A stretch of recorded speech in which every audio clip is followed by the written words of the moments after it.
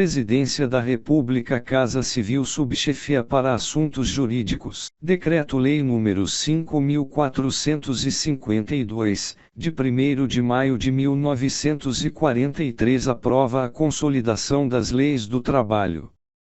O Presidente da República, usando da atribuição que lhe confere o art. 180 da Constituição, decreta: art. 1º fica aprovada a consolidação das leis do trabalho, que a este decreto-lei acompanha, com as alterações por ela introduzidas na legislação vigente. Parágrafo único.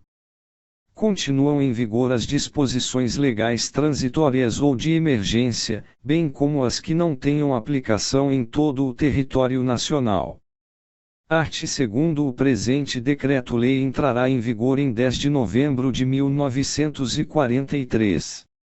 Rio de Janeiro, 1 de maio de 1943, 122º da Independência e 55º da República. Getúlio Vargas. Alexandre Marcondes Filho. Este texto não substitui o publicado no DOU de 9 de agosto de 1943, retificado pelo Decreto-Lei nº 6.353, de 1944, e retificado pelo Decreto-Lei nº 9.797, de 1946, Consolidação das Leis do Trabalho. Título e Introdução. Art. 1º. Esta consolidação estatui as normas que regulam as relações individuais e coletivas de trabalho, nela previstas. Art. 2º. Considera-se empregador a empresa, individual ou coletiva, que, assumindo os riscos da atividade econômica, admite, assalaria e dirige a prestação pessoal de serviço. Primeiro, equiparam-se ao empregador, para os efeitos exclusivos da relação de emprego, os profissionais liberais, as instituições de beneficência, as associações recreativas ou outras instituições sem fins lucrativos, que admitirem trabalhadores como empregados. Segundo, sempre que uma ou mais empresas, tendo, embora, cada uma delas, personalidade jurídica própria, estiverem sob a direção, controle ou administração de outra, ou ainda quando, mesmo guardando cada uma sua autonomia, integrem grupo econômico, serão responsáveis solidariamente pelas obrigações decorrentes da relação de emprego. Terceiro, não caracteriza grupo econômico a mera identidade de sócios, sendo necessárias, para a configuração do grupo, a demonstração do interesse integrado, a efetiva comunhão de interesses e a atuação conjunta das empresas dele integrantes. Art. 3º. Considera-se empregado toda pessoa física que prestar serviços de natureza não eventual a empregador, sob a dependência deste e mediante salário. Parágrafo único. Não haverá distinções relativas à espécie de emprego e à condição de trabalhador, nem entre o trabalho intelectual, técnico e manual. Art. 4º. Considera-se como de serviço efetivo o período em que o empregado esteja à disposição do empregador, aguardando ou executando ordens, salvo disposição especial expressamente consignada. Primeiro, computar-se-ão, na contagem de tempo de serviço, para efeito de indenização e estabilidade, os períodos em que o empregado estiver afastado do trabalho prestando serviço militar e por motivo de acidente do trabalho.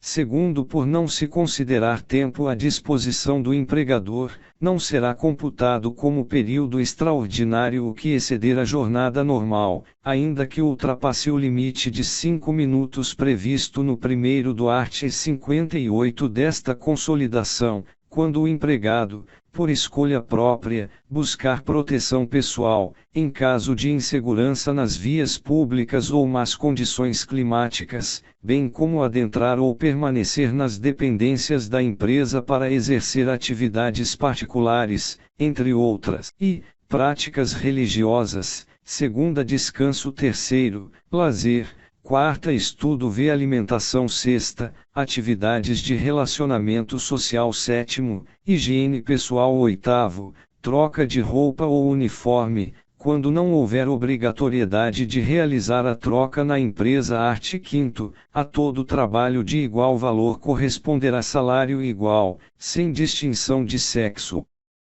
Art. 6º, não se distingue entre o trabalho realizado no estabelecimento do empregador, o executado no domicílio do empregado e o realizado à distância, desde que estejam caracterizados os pressupostos da relação de emprego. Parágrafo único.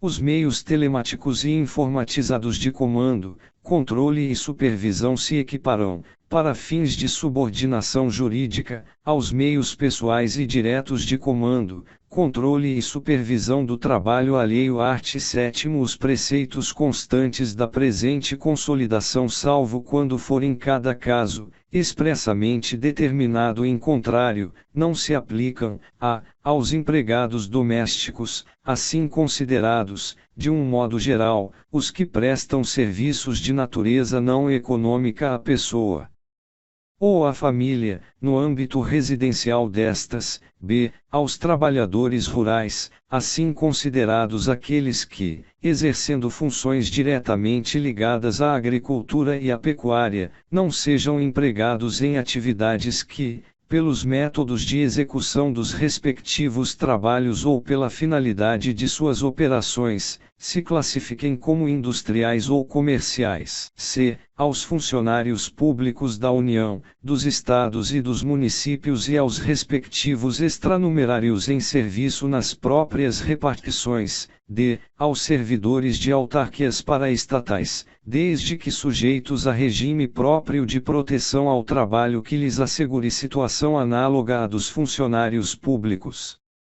E, aos empregados das empresas de propriedade da União Federal, quando por esta ou pelos estados administradas, salvo em se tratando daquelas cuja propriedade ou administração resultem de circunstâncias transitórias. F. As atividades de direção e assessoramento nos órgãos, institutos e fundações dos partidos, assim definidas em normas internas de organização partidária.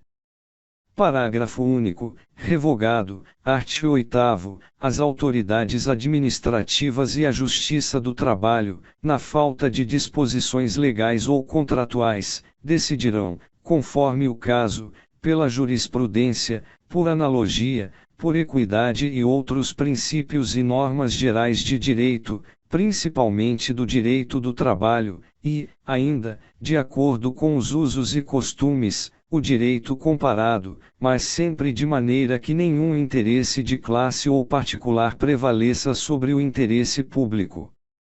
Primeiro, o direito comum será fonte subsidiária do direito do trabalho. Segundo súmulas e outros enunciados de jurisprudência editados pelo Tribunal Superior do Trabalho e pelos Tribunais Regionais do Trabalho, não poderão restringir direitos legalmente previstos nem criar obrigações que não estejam previstas em lei. Terceiro, no exame de convenção coletiva ou acordo coletivo de trabalho, a Justiça do Trabalho analisará exclusivamente a conformidade dos elementos essenciais do negócio jurídico, respeitado o disposto no art. 104 da Lei nº 10.406, de 10 de janeiro de 2002, Código Civil, e balizará sua atuação pelo princípio da intervenção mínima na autonomia da vontade coletiva. Art. 11. Ocorre a prescrição intercorrente no processo do trabalho no prazo de 2 anos. Primeiro, a fluência do prazo prescricional intercorrente inicia-se quando o exequente deixa de cumprir determinação judicial no curso da execução. Segundo, a declaração da prescrição intercorrente pode ser requerida ou declarada de ofício em qualquer grau de jurisdição. Art. 12. Os preceitos concernentes ao regime de seguro social são objeto de lei especial. Armazenamento em meio eletrônico. Art. 12. fica autorizado o armazenamento, em meio eletrônico, óptico ou equivalente, de quaisquer documentos relativos a deveres e obrigações trabalhistas, incluídos aqueles relativos a normas regulamentadoras de saúde e segurança no trabalho, compostos por dados ou por imagens, nos termos do disposto na Lei nº 12.682, de 9 de julho de 2012.